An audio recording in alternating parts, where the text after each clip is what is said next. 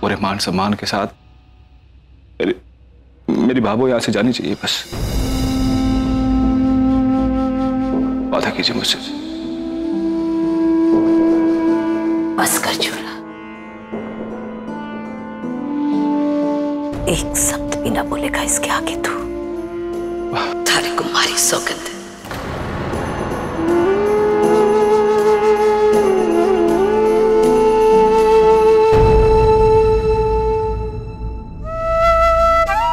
संध्या बीननी,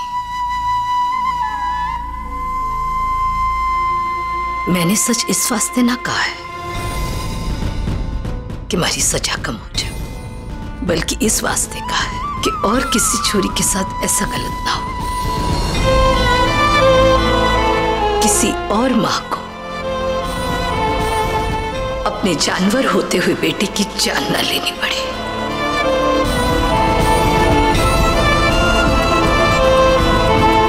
बीननी, आने वाले 3 दिनों बाद जो भी फैसला होगा ना, उसकी मारे को कोई चिंता ना है। जा बीननी, तू घर जा। माफ कर देना सूरज जी, भाभू की सजा के बारे में मैं चाह के भी आपसे कोई वादा नहीं कर सकती। मुझे खुद नहीं पता कि 3 दिन बाद क्या फैसला आने वाला है।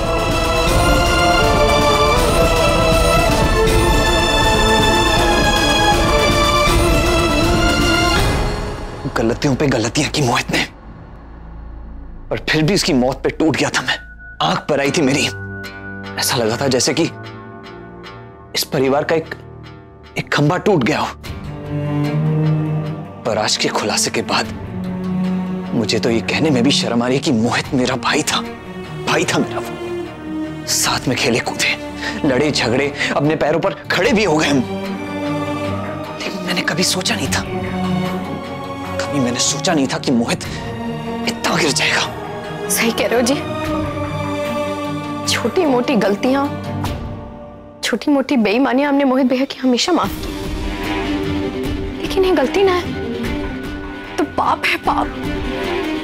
आदमी को जन्म देने वाली औरत हुए है, दूध पिलाने वाली औरत हुए है, राखी बांधने वाली औरत हुए है, घर चलाने वाली औरत हुए है, फिर कैसे मोहित भैया ने इस तरह के व्यवहार किया।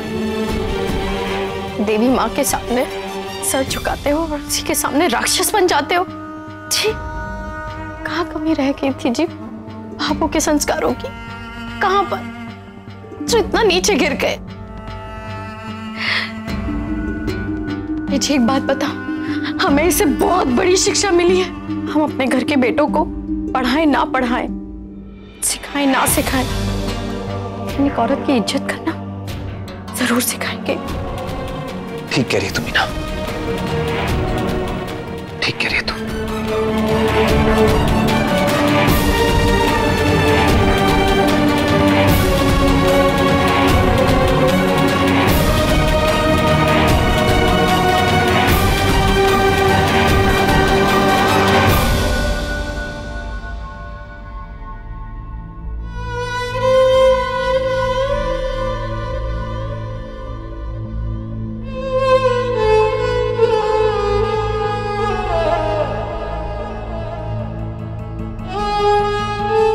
साहब, दूध का गिलास रखा है, इसे पी लेना वरना ठंडा हो जाएगा।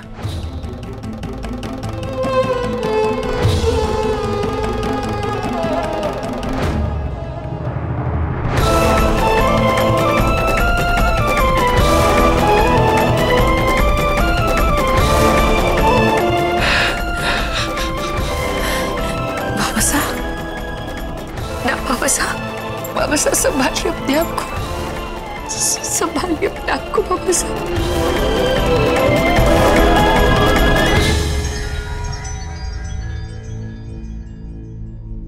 आज तुमने जो कुछ भी किया, जो धोखा, बेईमानी, बेवफाई, सब कुछ सहा मैंने, लेकिन एक औरत के साथ जबरदस्ती, ऐसे कैसे जानवर बन गए तुम मोहित?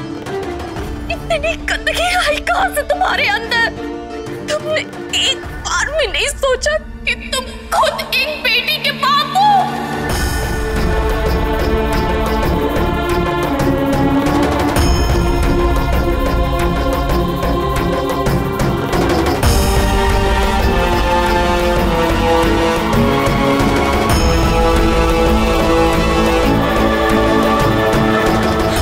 क्या बताऊंगी मैं अपनी बेटी को कि आखिर उसके बाप ने किया क्या था?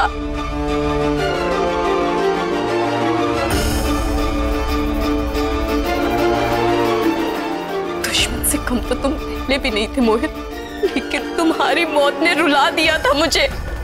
लेकिन अब ये आंसू ऐसे घटिया इंसान के लिए कभी नहीं बहेंगे। लायक ही नहीं हो तुम मोहित, लायक ही नहीं हो।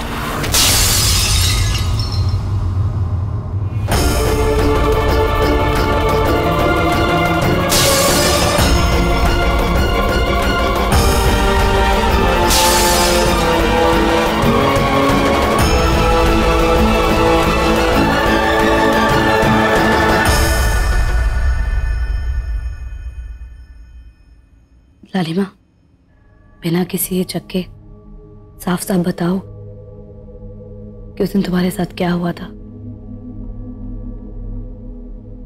फिक्र मत करो, यहाँ कोई भी तुमसे ऐसा कोई सवाल नहीं पूछेगा जिससे तुम्हें शर्मिंदगी हो। पूरी निडरता से सारे सवालों का जवाब दो। किसी से डरने की या हिचकिचाने की जरूरत नहीं है। हाँ, और कहीं भी अगर तुम्हें लगता है कि किसी सवाल का जवाब देने में तुम्हें परेशानी हो रही है, असहज महसूस हो रहा है, तो तुम उस बात का विरोध कर सकती हो।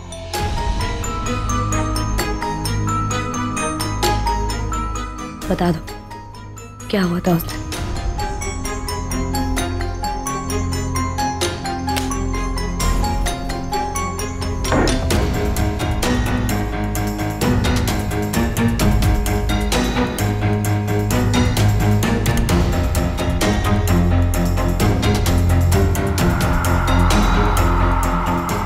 वो सगाई वाले दिन मैं पार्लर तैयार होने गई थी, तो जब तैयार होकर निकलने वाली थी तो मुझे एक फोन आया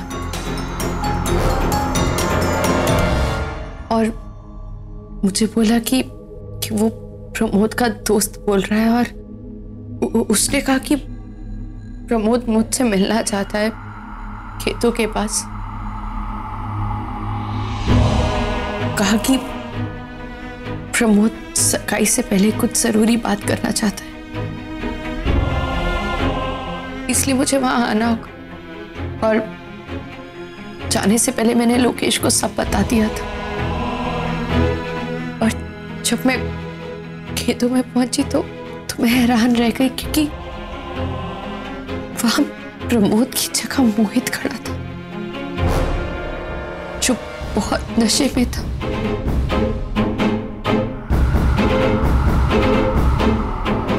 तुमने यहाँ मुझे झूठ बोलकर बुलाया? रुक, बहुत नौटंकी हो गई तेरी और तेरे भाई की। कल तो तेरी दुकान बच गई थी, लेकिन कौन सा 24 घंटे सूरज भी है तेरे पे और तेरी उस दुकान पे पहरा देने वाले हैं। कान खोल के सुन ले, अगर तू और तेरा भाई मेरे से बचना चाहते हो ना, तो चुपचाप मेरी किस्तें मुझे देते रहो, वरना उस थप्पड़ की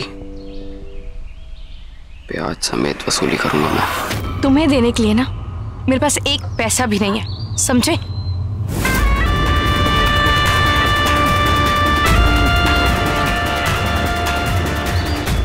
ये झुमके बड़े अच्छे लग रहे हैं, हार भी कम सुंदर नहीं है। मोहित, अपनी हद में रहो। मेरी हद सिखाएगी मुझे? हाँ? मेरी हद सिखाएगी मुझे? अब कहने नहीं चाहिए मुझे। अब यहाँ से तेरी इज्जत जाएगी।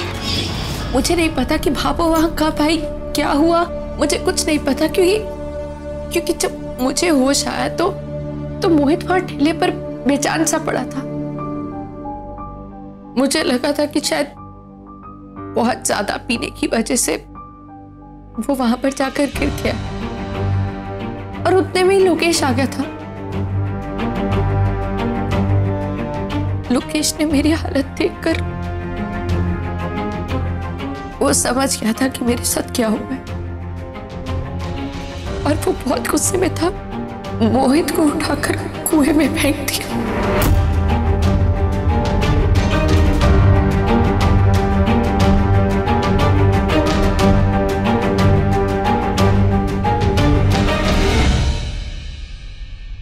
लालिमा, जब तुम्हें होश आया तब मोहित बेहोश नहीं पड़ा था, तब तक जिंदा ही नहीं था। और ये बात तुम्हें और मुकेश को नहीं पता थी? नहीं।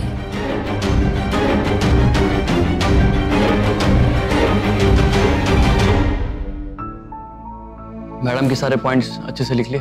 जी सर। इनका बयान लीजिए और इनके दस्तखत भी ले लीजिए। जी सर।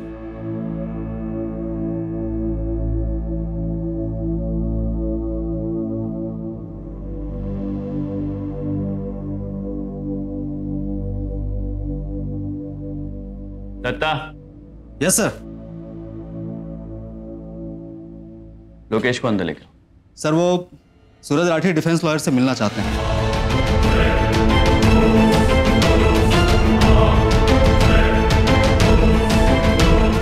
ठीक। सर आप सूरज राठी से मिलके आ जाइए। हो सकता है वो आपसे कोई बात करना चाहते हो। राठी साहब आप भी जाइए। लोकेश का बयान मैं खुद ले लूंगा।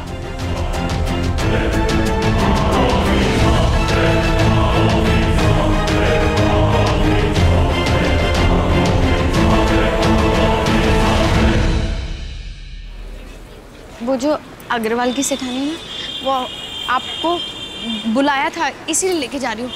आपको बड़ा माने है वो।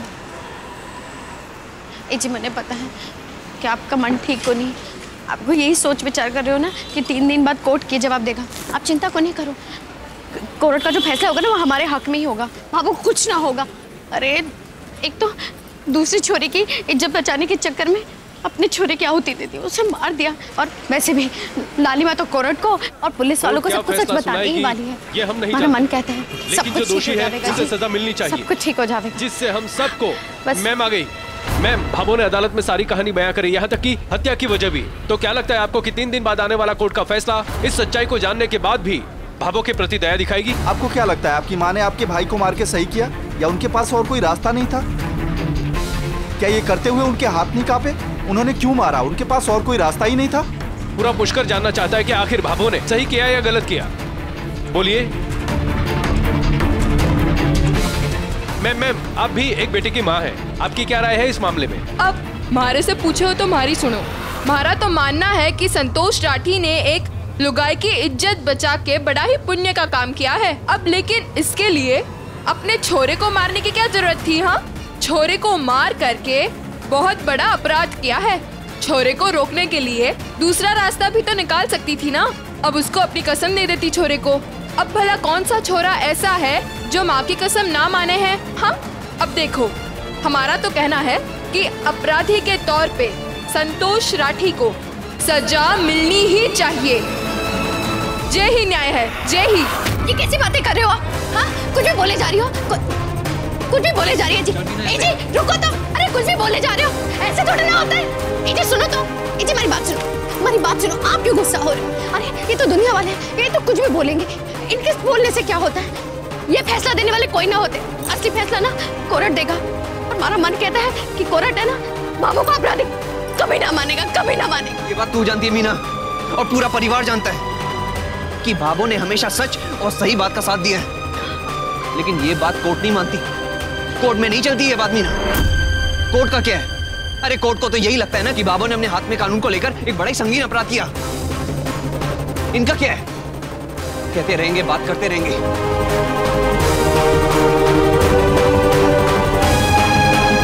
अगर सच्चे ही हो ना वहां पे तो ऐसा क्यों नहीं करना?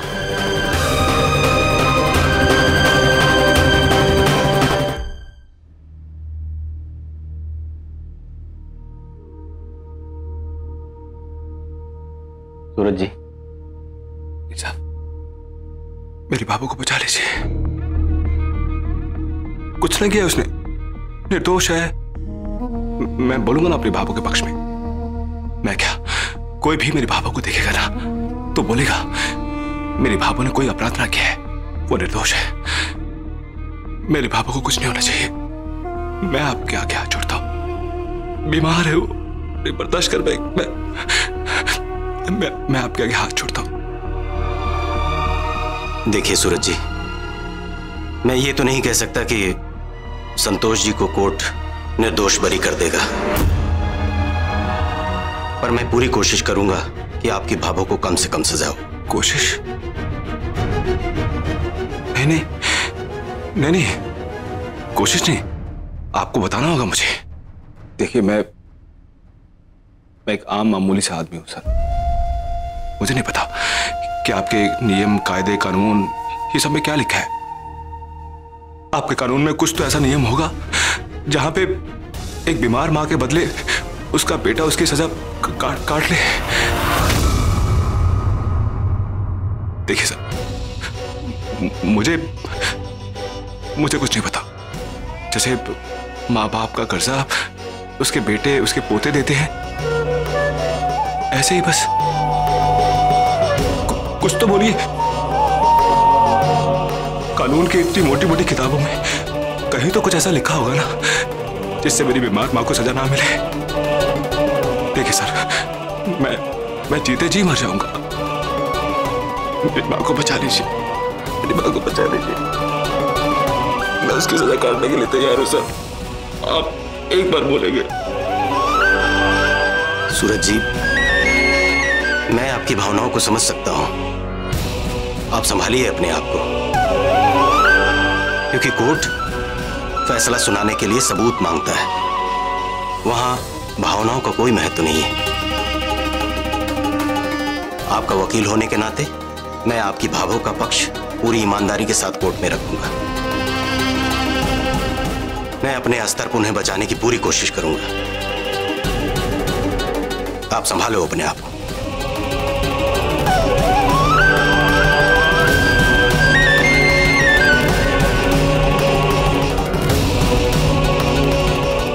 सूरज जी, मैं आपका हौसला टूटते हुए नहीं देख सकती, ना मैं भाभू को सजा होते हुए देख सकती हूँ। मुझे इसके लिए कुछ करना होगा। आज माँ बाप होने के नाते हर कोई चाहता है कि उसके बेटा या बेटी सही राह पर चले, लेकिन सही का साथ सिर्फ दिया है संतोष राठी ने, इसीलिए हम सब संतोष राठी के साथ हैं। ऐसे देश में, ऐसे समाज में एक माँ का अपने बेटे की हत्या करना बहुत ही गलत उदाहरण देता है। संतोष राठी जी ने जो किया वो बहुत ही गलत था। कुछ भी बोले जा रहे हैं।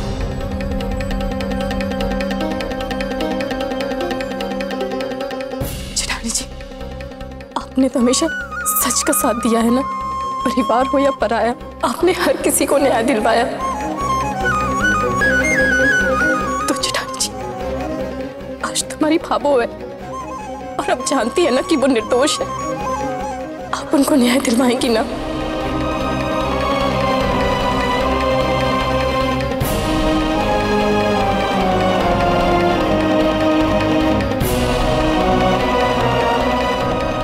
से ज्यादा और कौन जाने कि थारी भाभो ने आज तक कभी गलत ना किया। उसके साथ गलत नहीं होना चाहिए बिन्नी। देख, मैं कानून वानून ना जानू, पर तू तो कानून की सिपाही है। कानून तो निर्दोष के लिए न्याय और अपराधी को दंड देने के लिए बनाया गया है ना बिन्नी। तो आज थारा कानून हमारी संतोष ने न्याय करेगा। वो इस घर की नींव है, उसके बिना ये घर, परिवार, हम सब कुछ ना है, बिखर जाएगा सब कुछ। तू सब ठीक करेगी ना बेदनी?